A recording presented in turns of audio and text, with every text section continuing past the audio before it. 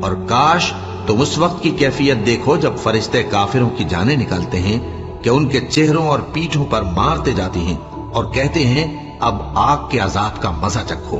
ये उन अमाल की सजा है जो तुम्हारे हाथों ने आगे भेजे हैं। और ये जान रखो कि अल्लाह बंदों पर जुल्म नहीं करता। जैसा हाल फिरौनियों और उनसे पहले लोगों का हुआ था वैसा ही इनका हुआ कि उन्होंने अल्लाह की आयतों से कुफ्र किया तो अल्लाह ने उनके गुनाहों की सजा में उनको पकड़ लिया। बेशक अल्लाह जबरदस्त है, सख्त अजाब देने वाला है।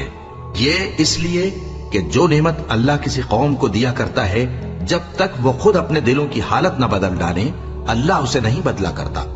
और इसलिए कि अल्लाह सुनता जानता है। जैसा हाल फिरौनियों और उनसे पहले लोगों का हुआ था वैसा ही इनका हुआ।